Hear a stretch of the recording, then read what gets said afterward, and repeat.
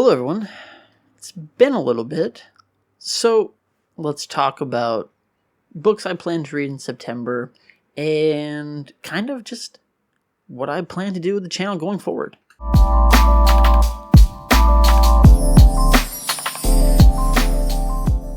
Hello everyone, thank you for watching, thank you for being here. This is your first time here. Like the video, share with your friends, subscribe to the channel, hit the notification bell so you don't miss a single video. And today, we're kind of talking about the things I plan to read in September. There's some things I want to go over in terms of like where the channel's kind of going and kind of like what I want to do. And I also figured I should just provide a little bit of an update of like where I have been. And so I guess the big thing has been, obviously, all of this is new. So around the middle of June, I believe, or maybe even earlier than that, the apartment building that me and my fiance lived in was put up for sale, and basically we were told that like our rent was going to go up like astronomically. So we had to move, and we moved back home to save some money to find a new place. And that's kind of where we are now. It took some time to figure out how I wanted to set everything up, what I was going to do, how we would set our room up, basically. It's a big part of why there hadn't been like any videos recently.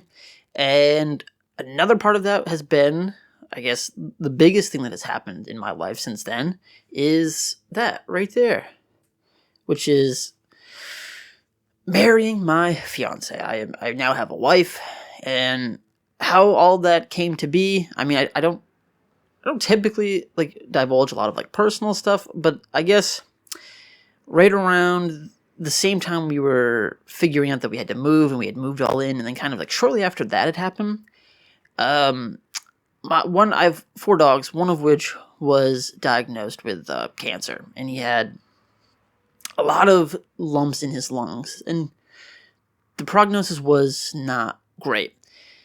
And we were planning on getting married in January, and he was going to be the ring bearer at that wedding. And so he is my best friend in the entire world, and I could not imagine like doing that without him there. And so basically me and my fiance, now wife, planned an entire wedding in like 6 days. Our closest friends and family were able to attend, which was really nice. And he got to be there, and he passed away. We put him down 2 weeks after that happened. So everything just kind of worked out perfectly. And it was a really like great experience. And we still plan to do like a bigger celebration in January, and we still like have a lot more planning to do for that kind of wedding. But you know, we tied the knot. It's something we've been engaged for almost 2 years, and it felt right. And I'm glad that we did it. I'm glad we got to do it, and I'm glad that Bubba got to be there for all that. And it's just, I'm happy to be married, and you know, it finally happened, and I don't think like we could have done it any better. And so that was, I'll throw some photos up here of like our ceremony and all the things that we got to do. It was very small, very tight, very intimate, but like that's kind of what we wanted anyways. We didn't want a big thing. We didn't want some fancy wedding. We did it on a beach that means a lot to us, that's somewhat close to home. And it was just, you know, it was a great experience in the fact that Bubba got to be there. Like, I wouldn't trade it for the world. Like, it is one of probably the best days like of my life, and I'm just glad that everything worked out. Because we're doing it in 6 days, like so many things could have gone wrong. Like, getting the rings was like a very big hassle. There was lots and lots of waiting lists. We went to like 4 different places. All of them were like, it's going to be like 2 to 3 weeks before we have it. And like the big thing was like, we were told over and over again, like, yeah, they could definitely get it, but it would be a little bit. Or we were told like, oh, you could do the wedding without the rings. Like, and it's like, we couldn't. Like, the whole point of doing it like in such a compressed time period was because we wanted Bubba to be there. And so like, it was meant to be, because everything came together. We literally picked up the rings the day before the ceremony, before we were supposed to do everything. A good friend of mine since childhood did the ceremony. That was important for him to be there. It was just everything came to fruition, and that means a lot, and it was such a great and special day. And I'm glad we get to share it with those that mean the most to us. And yeah, it was a great time. And so I've been kind of adjusting to being married, living at home, just grieving the death of my best friend in the entire world. That, along with just life being busy in general, is why I haven't put anything up. If you will notice, I did put up a video a few days ago titled 2 Thrillers That I Could Not Put Down. And that was a video that I had recorded before I moved, and then in the process of moving everything, I just forgotten to edit and upload that. So that is there.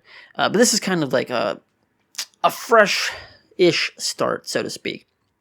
And so I guess with that, we will talk about what I will be reading in September, and kind of the direction the channel will be going in from there. So let's talk about some books. So I've kind of started this video before we moved.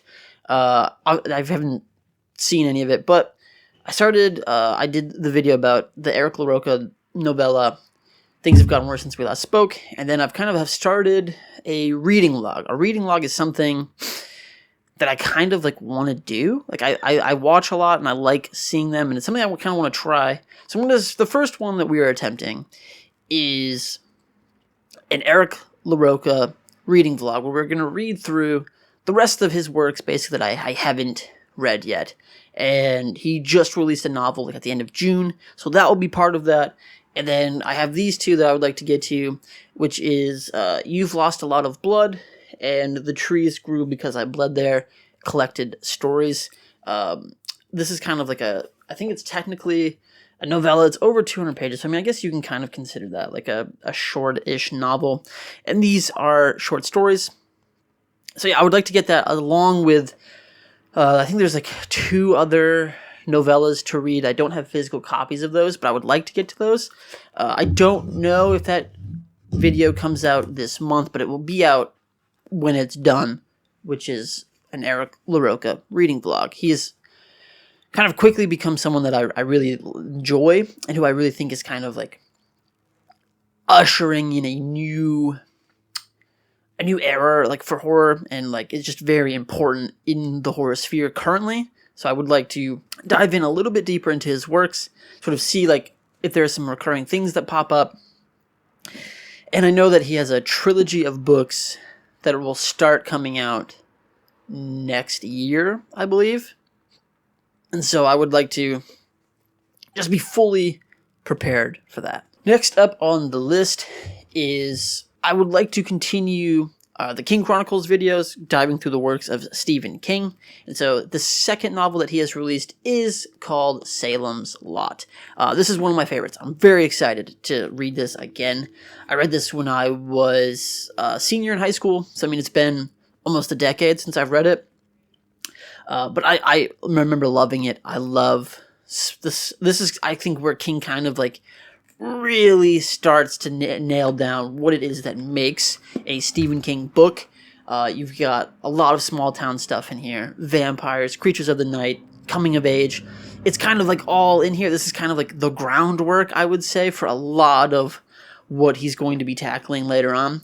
And so I'm very excited to get to Salem's Lot this month. Next on the list, I honestly don't know if I'll get to this month. It's something that I picked up at the bookstore the other day, and it sounded really cool, and I would like to get to it, but this is kind of at the bottom of the list. I don't really know why I'm mentioning it now, but this is called Bride of the Tornado by James Kennedy.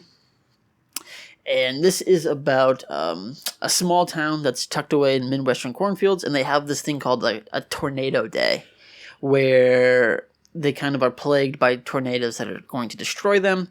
And then the only thing that stands between the town and total destruction is a teen boy known as the Tornado Killer. The narrator of the story senses an unnatural connection between them, but the adults are hiding a secret about the origin of the tornadoes and the true nature of the Tornado Killer.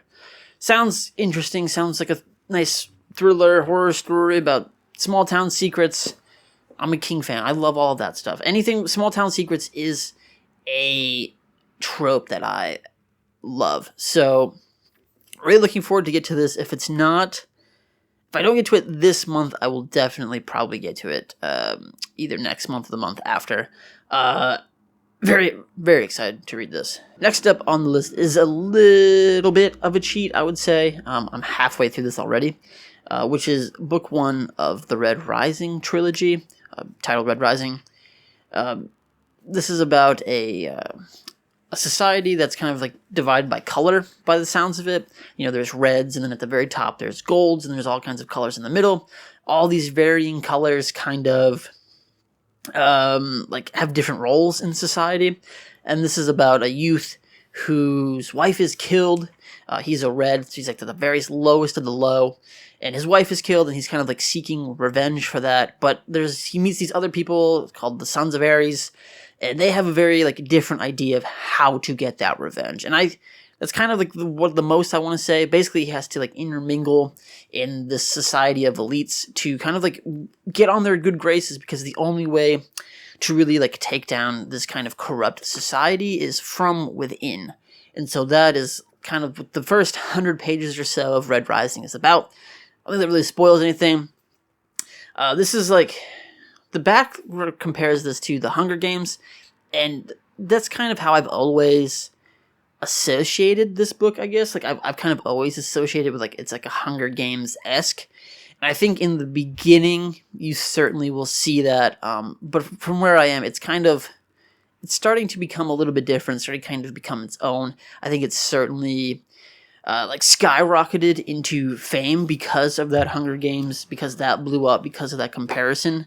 But it definitely seems to become its own sort of thing. And so I'll make a video about this when I'm done. But so far, it's a very, very intriguing read. I will at least definitely commit to reading this trilogy. I'm not certain if I will go further than that, but I definitely will finish at least this trilogy. I think there's six or seven books total, and I think after this first trilogy, it kind of breaks away a little bit. I'm not certain about that, but I definitely will commit to reading this first trilogy. Next up for me this month, I probably will start this right after Red Rising because I'm very excited to get to it, and that is Camp Damascus by Chuck Tingle. Chuck Tingle is kind of an interesting character, and I'm sure we'll dive into this when we talk about the book. Chuck Tingle, this is like his first full novel, I believe. He's kind of around Kindle Unlimited and stuff like that with like weird erotic stuff, like erotica. That's kind of like what he grew a lot of his fan base on. But this is a book about like the power of love, basically. It's a horror novel set at a queer conversion camp. There's some sort of monster in the woods. That's all I know, and quite honestly, like, that's all I need to know. Like, that is such a phenomenal premise. It seems like something that, like, I've heard a bunch of times. Like, that kind of, like, basic story setup. But the more I think about it, the less I can't name you anymore. Like, I don't know of any other stories that are set, like, at a queer conversion camp besides that Kevin Bacon movie that came out, like, a year or so ago that was terrible. So, yeah, I'm excited to see how the material is treated. I can't wait to dive into this summer camp horror. Something lurking in the woods. Again, this is right in my wheelhouse. This is stuff that I love, and so I cannot wait to dive into Camp Damascus by Chuck Tingle. Next on the list is Falling by T.J. Newman. I got this at the bookstore as well. This was actually in the bargain section, and I read the back and I was like, that sounds insane, and I can't wait to read that. I'll read you the synopsis on the back of the book. You just boarded a flight to New York. There are 143 passengers on board. What you don't know is that 30 minutes before the flight, your pilot's family was kidnapped. For his family to live, everyone on your plane must die. The only way the family will survive is if the pilot follows his orders and crashes the plane. Enjoy the flight. Now, this is soon to be a major motion picture. That's what the back says anyways. I don't know anything about the movie, but the book, it's such an amazing premise. Like a thriller that takes place on an airplane. That sounds really fucking cool, and I can't wait to read this. I hope this is like just kind of fast paced, a lot like the Chain that I had talked about in a recent video. Like, I just wanted something that's like super fast paced, really gripping, edge of your seat stuff, and I'm kind of hoping that that is what I'm going to get from Falling, and we'll see. And yeah, I'll make a video about this, or maybe I'll do some sort of other thriller video and talk about this. I don't know. I will talk about this some way because I'm very excited to read it. And lastly, this month I plan to read Clown in a Cornfield 2. I read the first one. There's a video about the first one on this channel. I really like the first one, and I'm interested to kind of see how the story continues. There is some ulterior motives in reading this. I mean, I know that Friendo the Clown comes back. It seems like making a video about this would inherently kind of spoil the first one. And if you haven't read the first one, I don't really think you'd be interested in a video about the second one. But I don't know. I'll find some way to talk about this. Obviously, I believe our main character from the first one, Quinn, goes off to college, and the murderers come back and whatever. I don't know. Basic slasher setup that I'm very excited for. Somewhat ulterior motives to read this, as I mentioned. I kind of want to do a video about YA, and I kind of attempted to tackle that in the first Clown in the Cornfield video, and I just don't think I did a very good job. And I think I kind of want to discuss not necessarily like problems with YA, but just kind of like the branding in general. And it's not going to be like looking down on it, because that's kind of like what I'm trying to avoid. That's what I think a lot of people do. It's kind of one thing that I don't like, and I kind of want to address that. And so maybe I will use this book as a way to do so. But at the same time, I'm very excited for this. I know there's a third one on the way, and I think it's going to be like a lot of fun. I think, something like Salem's Lot's quite long. Red Rising's not super long, but it's lengthy. And then, plowing through a lot of Eric LaRocca stuff, which is very like dark and heavy. I think this will be like a nice kind of break from the dark and heavy. It will just be a nice sort of like YA slasher thriller that'll be a lot of fun to read with some good quality scares. So I'm very much looking forward to that. And that is what I plan to read in September. Maybe there'll be more, maybe there'll be less. We'll find out. But now I kind of want to talk about where the channel is going. One thing that the last month and a half or so I've kind of been thinking about is like the kind of stuff that I want to make. And I enjoy doing these TBR videos. I enjoy talking about books. But when I am really like kind of like pinpointing the videos on the channel that I'm the most proud of, it's not like the top 10 video that for whatever reason got like 3,000 views of some sort, way more than like anything else I've ever done. It's the two videos that are like close to an hour long, that are like really like deep dives into books. Those are probably the videos I'm the most proud of. They take a lot of work, and it's a lot of like reading and rereading passages and like finding things and supporting my arguments with text from the book, and a lot of editing goes into that. But at the end of the day, those are the videos I'm the most proud of, and I want to produce more of those. And so that's kind of my plan going forward. I'm going to make all the same regular stuff that I've been making, right? Like why you should read this book, why you should read that book, top 10, like TBRs and wrap-ups, and hopefully trying some reading vlogs and all of the standard like booktube stuff. Like I still plan to do that stuff. But I also like really want to make sure that I'm setting aside the time to dedicate to these longer form videos. At the same time, I'm saying that I know personally that a big criticism that I have of my own work in those long form videos is that they're not very visually appealing, right? There's not a lot of like graphics for me to show. There's not a lot of like images for me to show or clips or anything like that. A lot of it is me talking to the camera. And so while I still plan to upload this to YouTube, like I also want it to exist as well in an audio format. So if you're not interested in watching me for an hour or for 45 minutes or something, maybe you'd be interested in just listening to it. And so that is bringing about the Spine Creasers podcast, right? Where I'm going to upload longer form deep dives and discussions. Sometimes with a guest, sometimes just me. Sometimes I would like to hopefully like start interviewing people at some point. That's something I really am interested in doing, would like to do. Obviously, all that stuff will exist on this channel, but if you are interested in just an audio-only version, you can go to the podcast and you can just listen to it. And you won't be losing anything because there's not much visually to show. And that will be something that can exist. It'll be a way for me to make the longer form content that I would like to make, that I'm proud of, that I think is the most interesting for me to make, as well as doing some of the booktube stuff. I'm trying to find the best of both worlds here, and I'm trying to not sacrifice quality in one for the other. And it's just going to be me trying to find a balance, but when those episodes are out, you will know. They'll show up in your feed, I'll remind you, and they'll be there. And that's kind of some stuff I would like to do going forward. Longer form, deep dives into books. Because I think, I guess like a big question that like we're trying to answer in those episodes is an author put a lot of time, hours, even years into that book. And if you can read it in 4 days, like, well, why? Like, what are you getting from it? What can you extract? What are you supposed to be taking from that to apply? All these same questions that I think about when like reading something.